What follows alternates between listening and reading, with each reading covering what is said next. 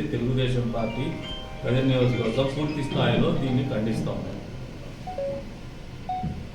ఈ రకంగా కొన్ని పత్రికల మీదనో ఒక పార్టీకి సంబంధించినటువంటి సంస్థలని చెప్పేసి ముద్రేసి వాళ్ళ మీద దాడి చేయడం అనేది మొదలు పెడితే ఈ ఊర్లో సాక్షి పత్రిక, సాక్షి టీవీ వాళ్ళని ఈ పార్టీకి మేము మామూలుగా కొబ్బరి తురుముతారే అటు తురుమాల్సింది, కానీ మేము చేయలే.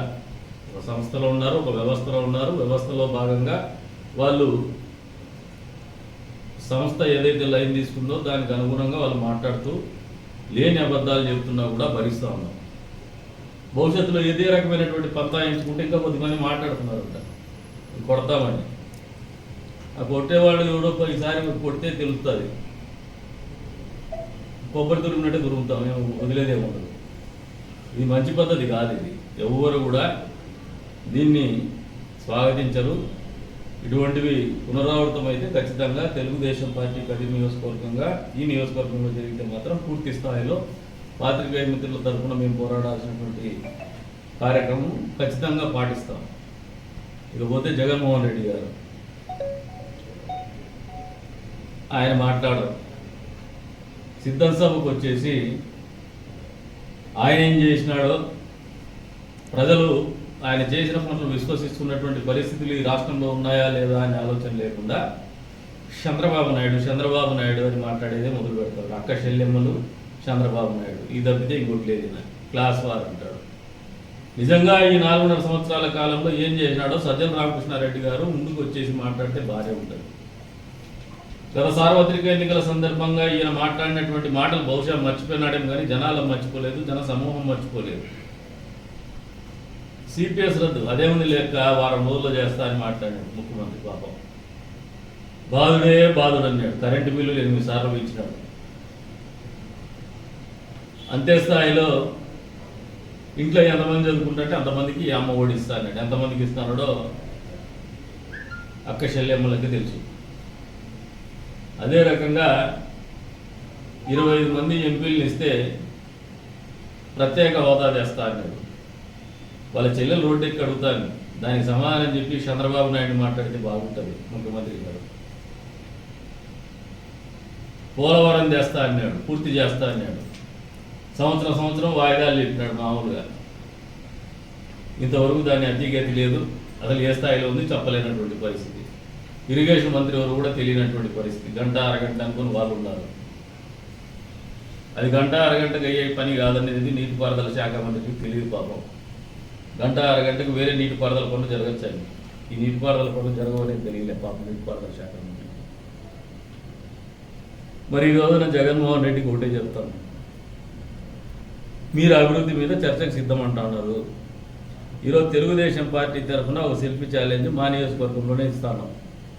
చెర్లోపల్లి రిజర్వాయర్ అనేది మీ నాయన శంకుస్థాపన చేసి తెలుగుదేశం పార్టీనే తెలుగుదేశం ప్రభుత్వమే పూర్తి చేసింది.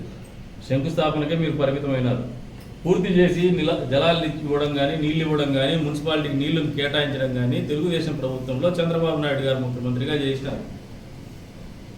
అది మీకు సెల్ఫీ ఛాలెంజ్ కూడా మీకు పాత్రికేయ మిత్రులు పంపుతాను. ఇది ఏ రకంగానూ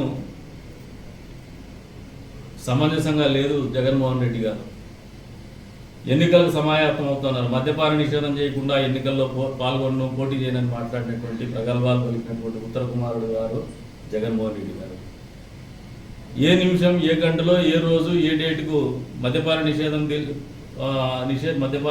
అమలు చేస్తారో తెలియజెప్పి షెడ్యూల్ కంటే ముందే మేము మద్యపాన నిషేధం చేసినాము, వచ్చే రోజుల్లో ఎన్నికల్లో పాల్గొంటామనే ఆలోచన బయటకు చెప్తే ప్రజలు విశ్వసిస్తారు.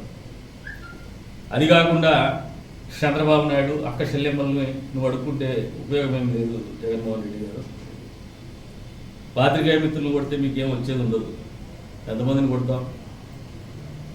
వాళ్ళు కూడా మిమ్మల్ని దరిద్రం కొట్టే రోజులు తొందరలోనే వస్తాయి. ప్రజాస్వామ్యబద్ధంగా ఎన్నికల సమయంలో ఓటు రూపేణా మీ బట్టలు తీసి కొట్టేటువంటి కార్యక్రమం ప్రజలు చేయడానికి సంసిద్ధంగా ఉన్నారు. అంతేకాదు సజ్జల రామకృష్ణారెడ్డి గారు కూడా సలహాదారు పని వదిలేసి ముఖ్యమంత్రి మౌత్పీస్గా మాట్లాడేటువంటి కార్యక్రమం వదులుకుంటే ప్రజాస్వామ్యంలో ఏదైనా అందంగా ఉంటుంది. బాధ్యత ఇచ్చిండేది, ఓటు ఇచ్చిండేది వైఎస్ఆర్సీపీ పార్టీకి, జగన్మోహన్ రెడ్డి గారికి. జగన్మోహన్ రెడ్డి గారు పోటీలో నిలిపినటువంటి అభ్యర్థులకి ఆయన ఫ్యాన్ గుర్తుకి, అంతేగాని సజ్జల రామకృష్ణారెడ్డి గారిని చూసి ఓటేలా. ఈరోజు ఆయన చెప్పే మాటలు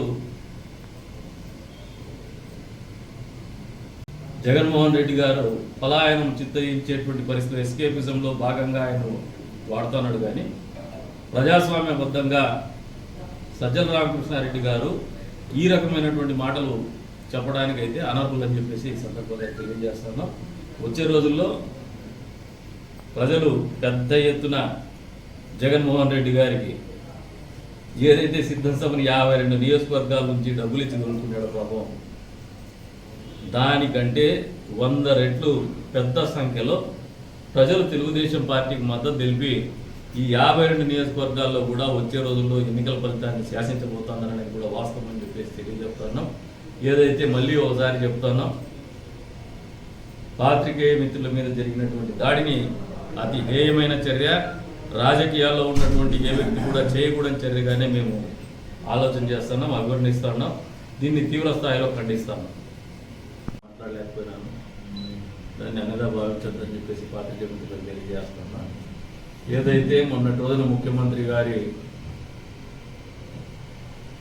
రాప్తాడు సభ సందర్భంగా జరిగినటువంటి ఘటన, పాత్రికేయ మిత్రుడిని మ్యాన్ హ్యాండిల్ చేయడం అనేది ఒక అనాగరిక చర్య. సభ్య సమాజం, బాధ్యత కలిగిన ప్రతి ఒక్కరు కూడా ముక్తకంఠంతో ఖండించాల్సినటువంటి అవసరం ఉంది. తెలుగుదేశం పార్టీ ప్రజల నియోజకవర్గం పూర్తి స్థాయిలో దీన్ని ఖండిస్తాం. ఈ రకంగా కొన్ని పత్రికల మీదనో ఒక పార్టీకి సంబంధించినటువంటి సంస్థలని